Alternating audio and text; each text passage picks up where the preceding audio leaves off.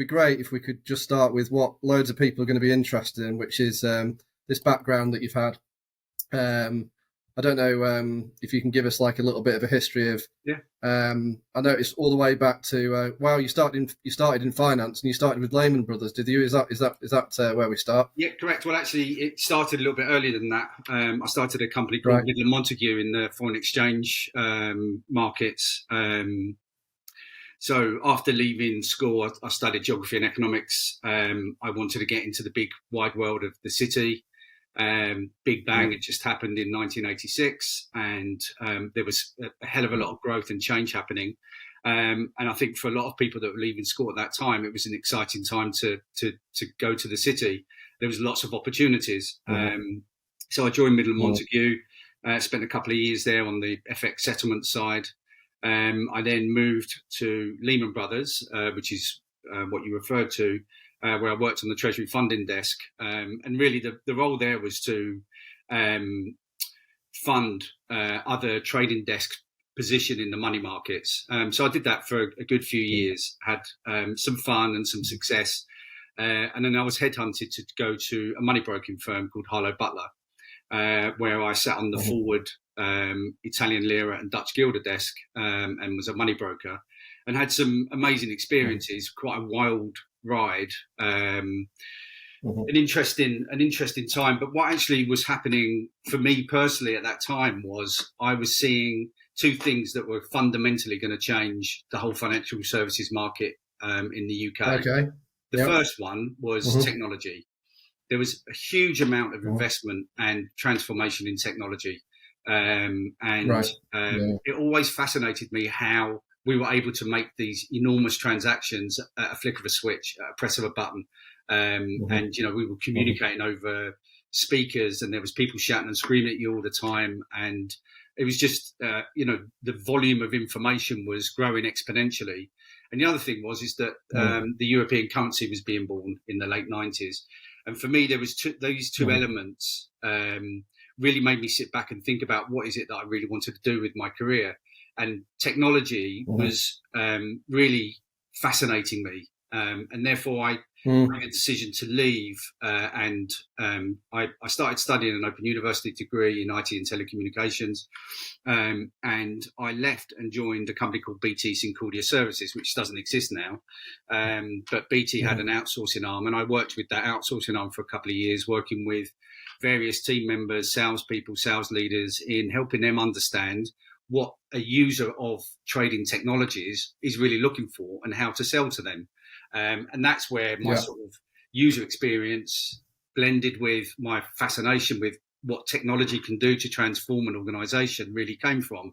And then, so I spent a couple of years at BT, and then I went across to what was NatWest Financial Markets, or NatWest GFM, to run various projects. One of the major ones was transforming their trading systems globally. And I had a fantastic 7 years at NatWest. It was bought by RBS. It was the biggest bank on the planet.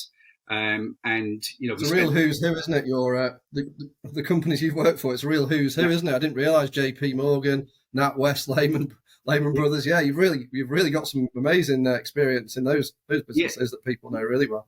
Exactly. I mean, being alumni of JP Morgan Chase, which is the biggest bank on the planet, or one of the biggest banks on the planet. RBS at the time was the biggest bank on the planet. And it was a fascinating time. The whole technology transformation was really escalating very quickly. And it was bringing huge advantage to those people that embrace technology. And I'll give you a really good example. Part of the program I was doing was rolling out trading floors across the APAC region.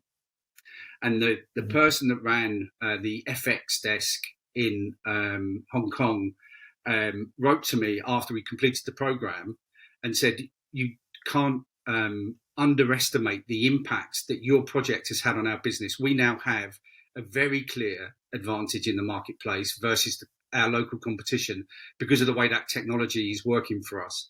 And it had a material effect on the trades that they were doing and the profitability that it was creating. And I remember that email because it gave me so much. It gave me so much pleasure. Firstly, to see how much the technology that we deployed was going to be used and help them transform their business. And it was really those things that have really informed everything else that I've done in my career. Because at the heart of everything you do as a salesperson has to be, what is it I'm doing for this customer? Why do they want it? When do they want it? And what are the reasons behind it? And what's driving it? And if you can get to those core answers of those questions, you're very likely to beat your competition when you're selling to them. Yeah, it's what every sales leader, when I was at InfoSec yesterday, every sales leader was talking about how well. I know it's a common term that they use all the time, but are you using your own terminology, or are you talking the terminology of your customers? Are you speaking in their language with things that matter to them, which things that they understand? So that really gave you that insight into your customers in that sector. Yeah. I mean, understanding your customer, understand the industry that they operate in, be in a position where you're ready to learn and ask open questions, but also come informed as well. So that, if you approach someone from an empathic perspective, you're much more likely to build a relationship with them. And on that relationship is built all the other relationships you need to build in going through a sales cycle. And they're the most important things that you need to put in place. And then along with that, because as a salesperson, you're uniquely positioned to build those relationships based on trust, but you're also the sort of orchestrator of all of the people that you're going to need to help you evangelize what it is that you're proposing. Therefore, if you've created this vision and built these relationships with a customer, and then you build a team of people around you that you also trust, and they trust you and they buy into your vision, you're much more likely to win those deals. Mentorship and coaching is really important for salespeople. I think the more you're willing to listen and learn will also help you inform the basis of who you really are, and not try and deviate or try and copy what other people do. But it helps inform your style, and that's really important, because if you're not authentic, you will get found out very quickly in front of a customer, or in a negotiation with a procurement person, or you're trying to talk to a CIO. They'll find your inauthentic self very, very quickly and make that discussion very, very difficult. And it's something that I sort of hold dear, and it's something that I always do, is which, if I'm meeting a senior exec, I will get prepared, but I won't be over prepared, because what I know is going to happen is that conversation is going to move around very quickly. And they're not necessarily going to want to listen to a dry pitch or a whiteboard session or anything else. They're going to want to get to the nub of what it is you're going to do to help them solve significant problems for them. So you need to be prepared, but you don't want to be over prepared, because if you're over prepared, you're just going to go into pitch mode. And that's never going to work. You've got to listen. You've got to listen, haven't you? That's what you're doing. Is there's a lot of listening to do, isn't there? Of course, there's a lot of things that you need to explain, but if you don't listen, there's going to be loads of things that you can learn in those meetings, aren't there? That then helps you to formulate where the value is actually going to be for that customer. Yeah. Correct. Yeah, I mean, so you ended up in what I'm obviously loosely calling it comms and networking. I mean, I'm sure some of these businesses probably call it lots of other different buzzwords these days, but sounds like you had a really good mentor there at Avaya Lee. Learned a lot from him. Happy to move on to Hitachi, or are there other things that you learned throughout Avaya? And I'm jumping past Sonos here. I don't know how significant that part of your career was, and whether we should talk about that. The most significant period of my sales success was after the global financial crisis. I joined Hitachi, and I had a few job offers. Three of them were all relatively known brands, but Hitachi was the biggest brand. And my mentor, who I spoke to before making a decision, he looked at the three options and said, well, I mean, household name or not household name, what sort of business card do you want to carry? What's the portfolio they've got? How does it meet with your criteria or selling style or your capabilities and your knowledge? How best can you leverage it? And the opportunity at Hitachi was very much aligned to everything that I sort of cared about, really. And the Hitachi portfolio was burgeoning, it was growing, and they were at a phase in in their sort of growth, where they wanted to start to focus on selling business outcomes and not selling storage, because the storage industry is highly competitive. You've got big, well-known brands, and just selling vanilla storage is always going to be challenging, right? HP, IBM, Dell, Hitachi, and there's a few others. EMC, Dell, I remember all of those at the time. That market and how it was. So the best way to over-exceed, to succeed, to delight your customers was to really think outside the box. And it actually gave me the opportunity to be the person that I really was, which is, I'm quite a maverick. I'm an outside-in thinker. I like to build a vision, and I like to build a team around that vision to go and execute. And I had the great opportunity to execute that year on year on year, with tremendous results, both professionally and personally. I was 5 times club, 2 times salesperson of the year, closed 2 of the 3 biggest deals in Hitachi's history. I built great relationships with the executives at Hitachi. Brian Householder, who was the CEO at the time, was a fantastic mentor and coach.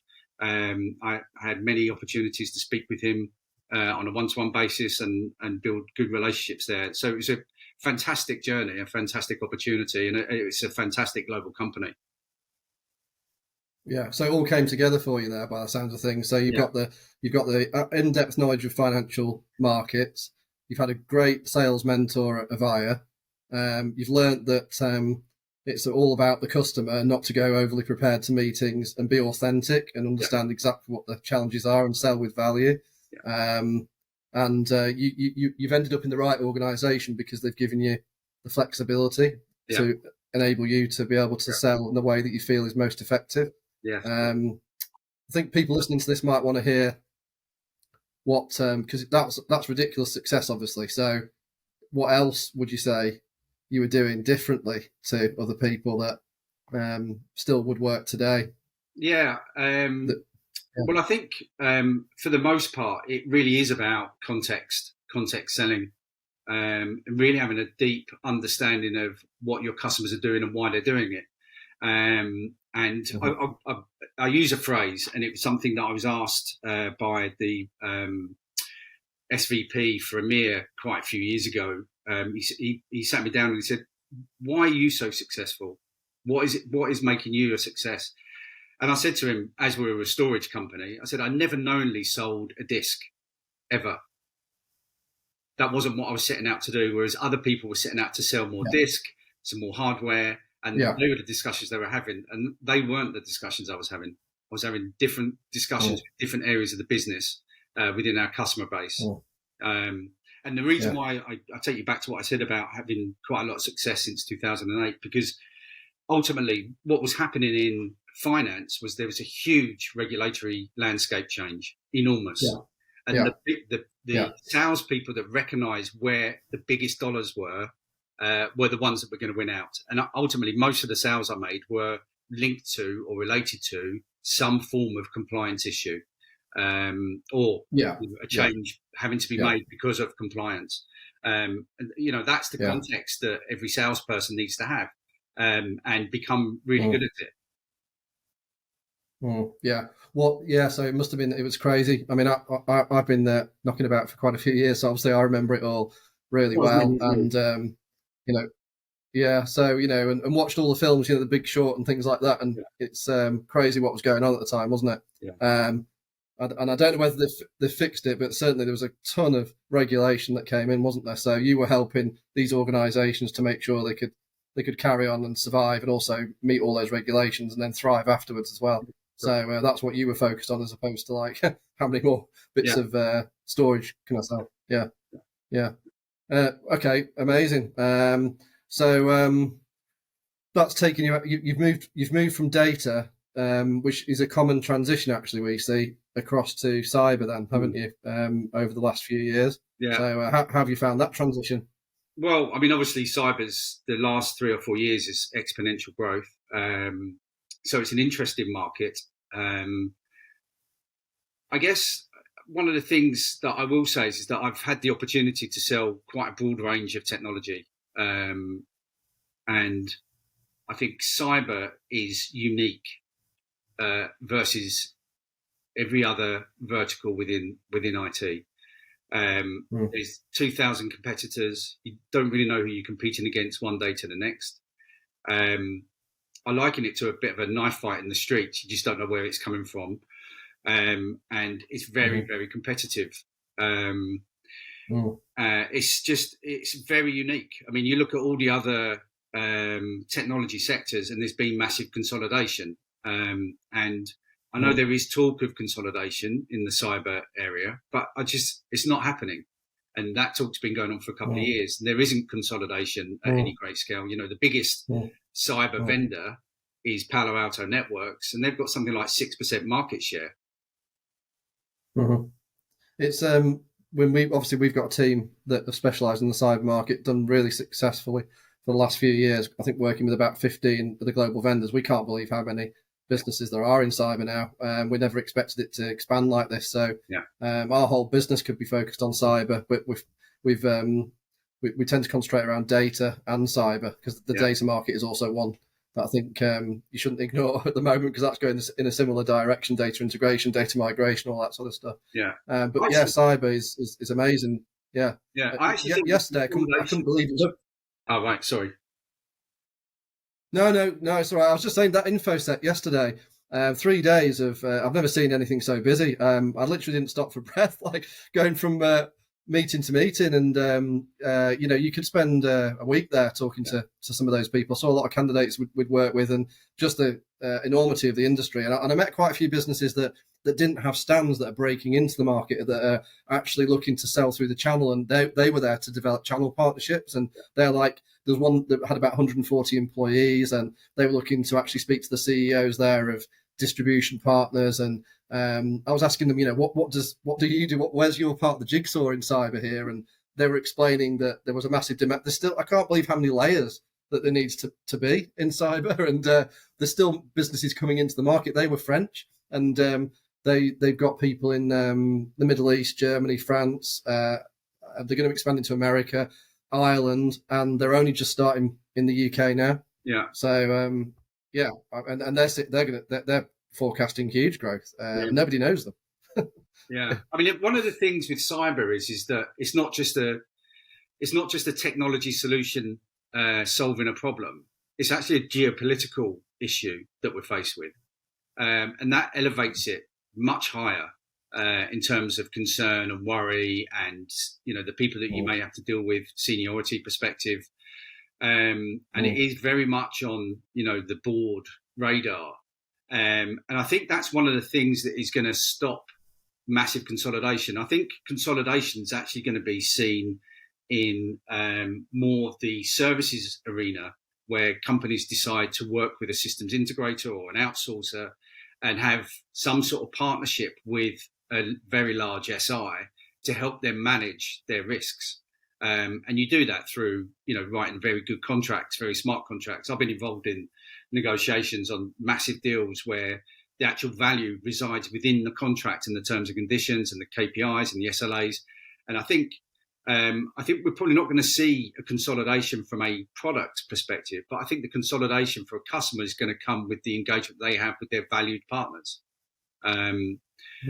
Because the cyber world is changing so quickly. It's unbelievable how quickly things develop and change. Who knows what the future looks like, but I'm sure that for very large institutions, they are going to need a helping hand, and that's only going to come from a trusted partner. Yeah, absolutely. So I've got to ask you, you're about to embark on a new opportunity soon. Watch this space. What are the things that you're going to be looking for? When you join this new business, you're going to have a team. Obviously, you're going to have to work out, how that team's been performing, what the strategy, what the go-to-market looks like, etc. But what are the things that you think you're going to need to see from people? Things that people need to be doing differently. I'm talking about salespeople now, because obviously you're going to need to get that sales team organised, and they've got to have the right approach. Obviously, this is quite a broad question. So, what are your top one or two things I suppose we could concentrate on here that you're going to be looking to introduce, that you're going to be looking for in that team, that you would say if you're running a sales team in 2023, it better look like this in the cyber market, otherwise, you're going to struggle to sell. Yeah. Well, look, I mean, it's a growing company, and it's had a good 4 or 5 years of growth. So the first thing I'm going to want to try and understand is what's working, what's succeeding, and understand in depth and learn from those successes so that we can try and replicate those across different regions. And then obviously what's key to me is understanding, what are the losses, why have we lost, how have we lost, what's the reasons behind it. And then for me, what's going to be really important is, I talked about it, is sales rhythm, sales motion. I really value sales methodology like MEDIC or MEDPIC. I think it's that was mentioned a few times yesterday. Yeah, right. That was mentioned by quite a few leaders. Yeah. I mean, it is popular, and I'm actually not along. I'm not along the MEDPIC ride just for any reason, just because everyone's doing it. I've used MEDPIC for a long time, and in fact, a good friend of mine, Julian Redding, who's a sales trainer, has written his own book called The Sales Journey, and it's really the psychology of using a sales methodology to help you really understand your business, to ensure that everybody's speaking the same language, that's up, down, and sideways, that everybody feels involved in the sales cycle. So not just salespeople, but everybody within the organization. I feel quite passionate about selling, and I feel that everybody that's involved in an organization is part of the sales process. And if everybody's speaking the same language, everyone can get an understanding of where you are in terms of the business that you're forecasting, the failures, the successes, how you're going to qualify in and out of these of the opportunities that you have. And so MEDIC for me, or MEDPIC, is really a guardrail on which you build sales creativity. Because now everyone's speaking the same language, you can then say, go off and be, your authentic self. Go out and understand your customers, your business, in your industry, your vertical. But while you're using all of that creativity to build those relationships, you also know that you've got this platform on which you can operate from. And that, for me, is the power of MEDPIC, because it really has all of those elements for salespeople to go and be really creative. Because selling is a creative business at the end of the day. We can, you can formalize and put maths behind it, but really the creativity of the salesperson, the outliers, the mavericks, the people that are stood at the back of the room, that not necessarily looking like they're interested, but really are, they're the sort of characters that, I'd be looking for to help drive the business forward. And then, the last thing that's going to be really important is that everybody buys into pipeline generation. That for me is, a critical function of what we need to do to set out on a journey of growth. Yeah, so get everybody involved in the organisation. Absolutely love that sound of that, because then everybody works together, don't they? They all understand the objective, and they all understand where you're up to in the process. So you like to get as many people involved in that as possible. Good thorough sales process that's uniform across the organisation. It just happens that these days MEDIC has been used quite widely. It seems like it's definitely been mentioned more than most by every single successful sales leader I spoke with yesterday. Not many people were picking out other things like challenger sale and all this sort of stuff. They were talking about MEDIC and having a good process. And actually, one of them said to me, if you bring in candidates to market, we've been doing less and less of this because sales methodology isn't always mentioned to us when we're taking briefs, for roles. And so we've kind of like stopped asking what you're following, but actually it seems to have picked up a little bit more, I think, this year. Perhaps it's because selling's become a little bit tougher, and people are looking to, go back to basics and which methodology we're going to pick, and let's make sure we're actually doing things properly. That's perhaps one of the reasons. I've used three sales approaches. I've used three.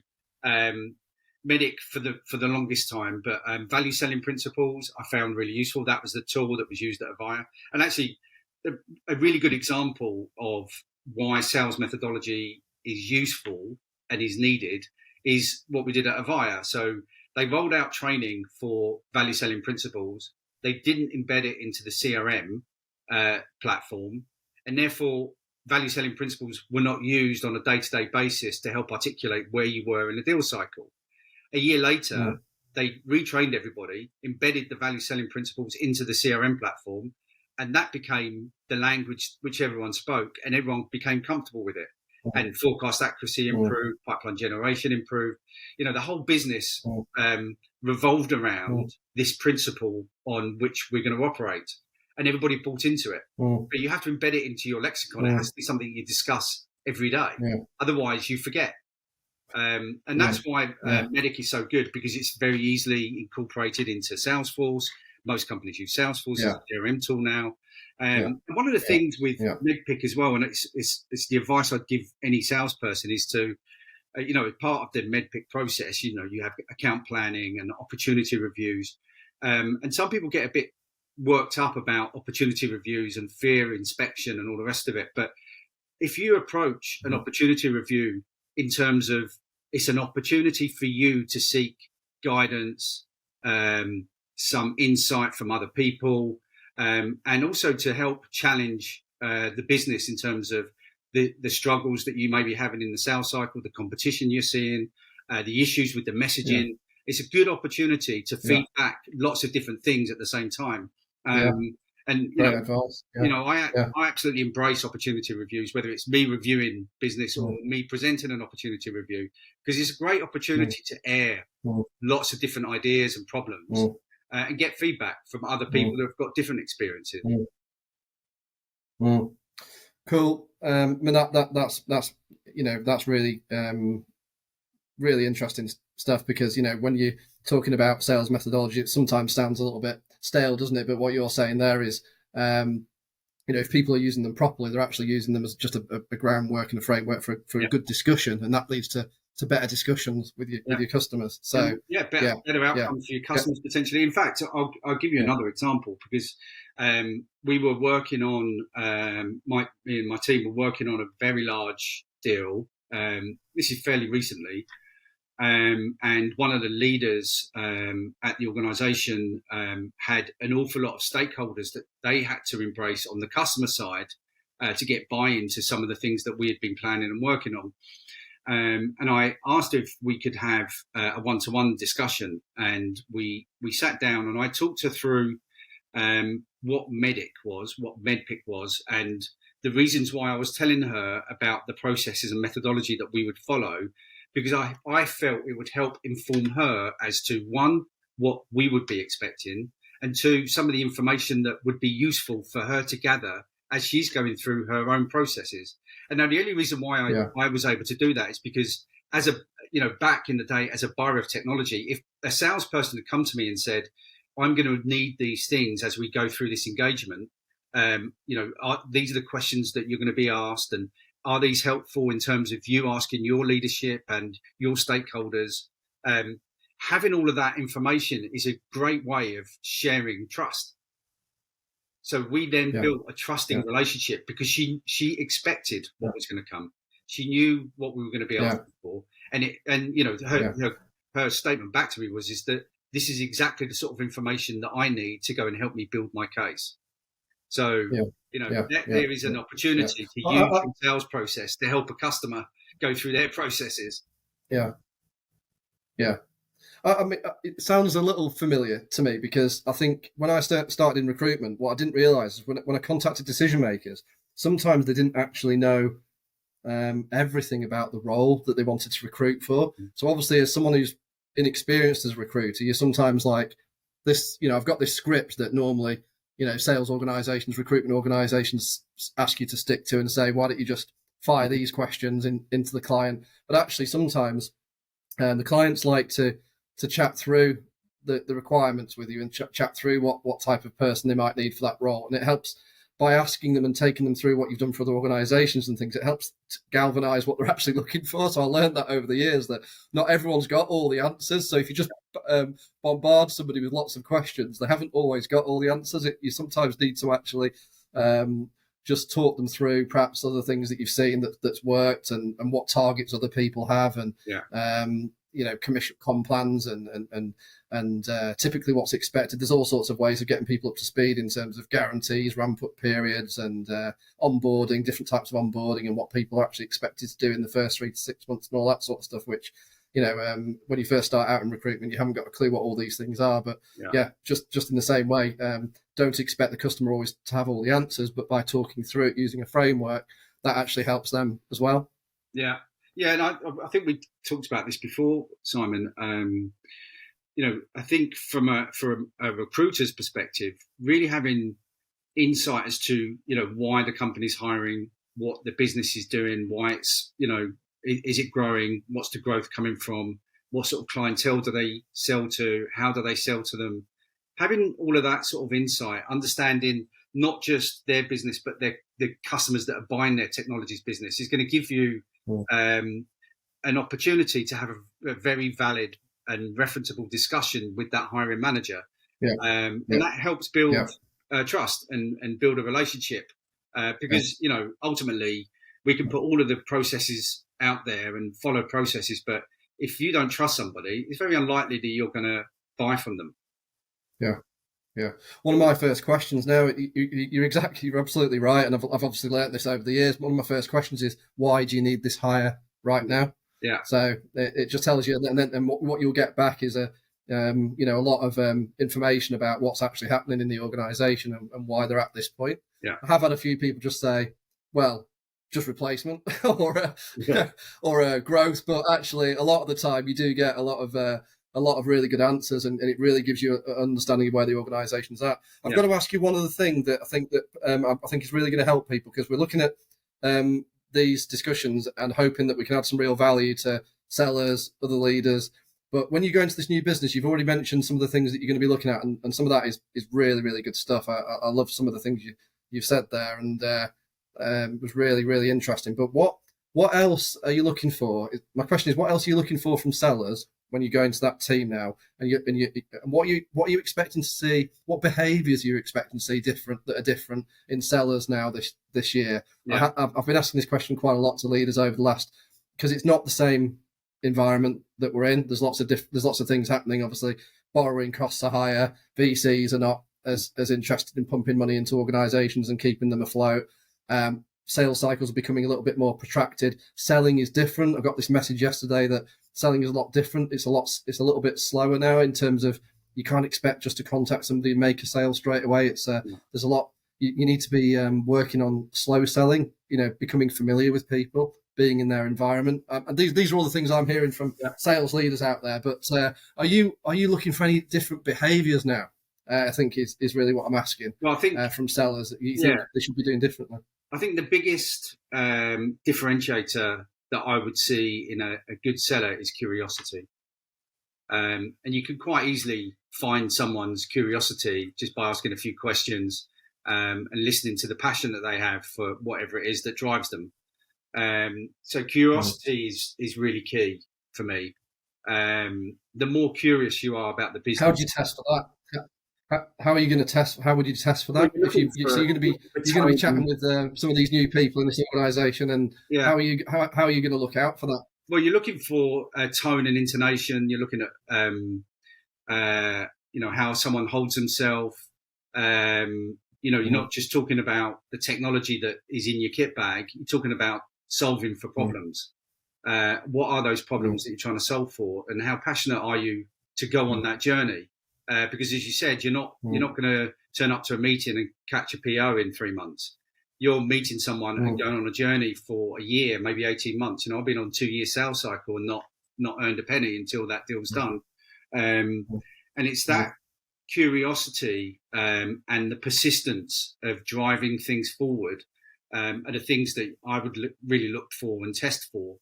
But I also want to know that people have got this outside-in thinking. I really want to see some differentiated thinking, and that really comes from curiosity.